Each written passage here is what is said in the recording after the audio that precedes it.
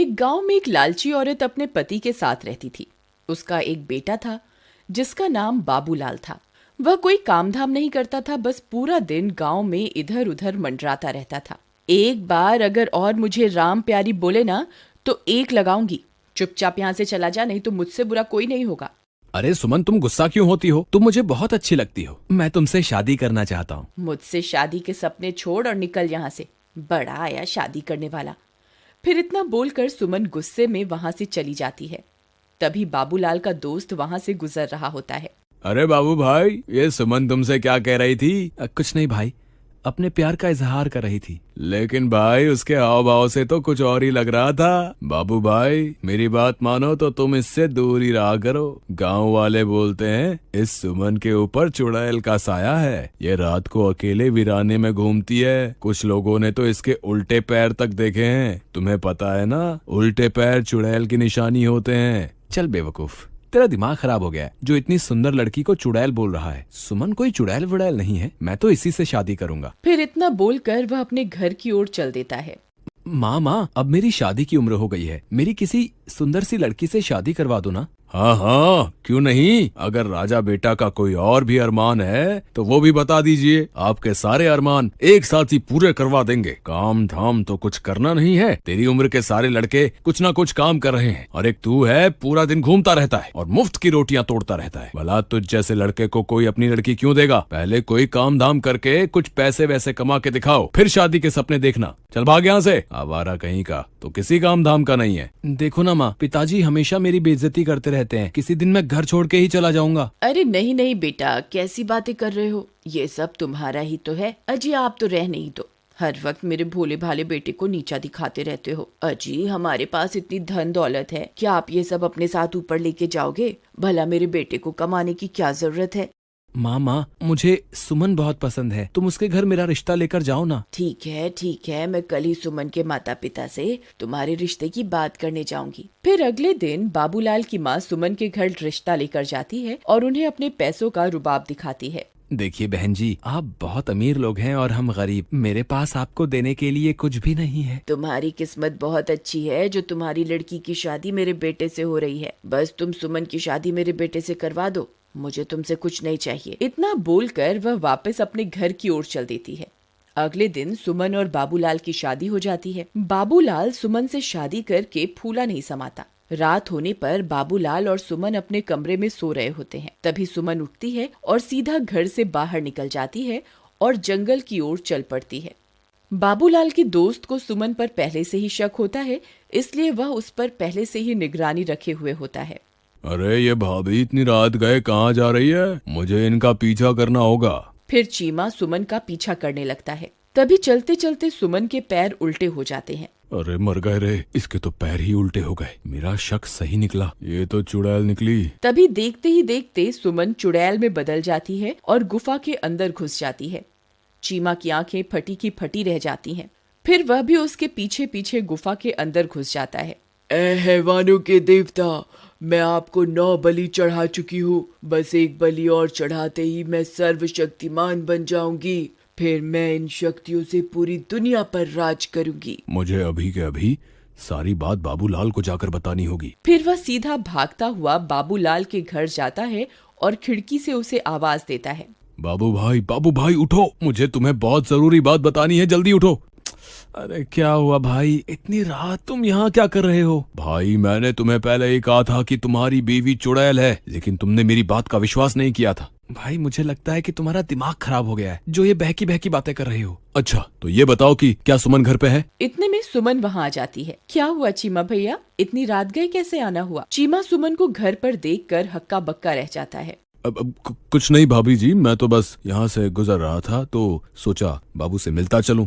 अच्छा अब मैं चलता हूँ। इतना बोलकर चीमा वहाँ से दुम दबा के भाग जाता है। अजी क्या हुआ, ये आपका दोस्त आपसे क्या कह रहा था? कुछ नहीं, बस ऐसी ही बेकार की बातें कर रहा था। चलो अब तुम सो जाओ, रात बहुत हो गई है। फिर सुबह होने पर वह सेठानी गुस्से से लाल हो जाती है क्योंकि सुमन अभी तक सो रही होती है। ए बहुरानी, अभी तक सो रही है क्या? घर का काम कौन करेगा? चल जल्दी उठ, मैंने काम वाली की छुट्टी कर दी है, आज से घर का सारा काम तुझे ही करना है। फिर सेठानी के जोर जोर से चिल्लाने की वजह से सुमन की नींद खुल जाती है और वह गुस्से से लाल हो जाती है। रुक बुढ़िया, तुझे मैं अभी बताती हूँ। फिर सुमन गुस्से में बाहर आती है। ए बुढ़िया, क्यों शोर मचा रही है सुबह सुबह? मेरी सारी नींद ही खराब कर दी। अरे दैया, इसकी हिम्मत तो देखो, मुझे बुढ़िया बुला रही है। ए, तेरी इतनी हिम्मत, मुझे बुढ़िया बोलेगी? चुपचाप घर का ये सारा काम निपटा दे। तेरे माँ बाप ने वैसे भी दहेज में फूटी कौड़ी भी नहीं दी है। मैं कोई काम वाम नहीं करने वाली, जो करना है कर लो। तेरी इतनी हिम्मत मुझे मना करेगी? रुक, तुझे अभी बताती हूँ। अरे मर गई रे, ये क्या हो गया?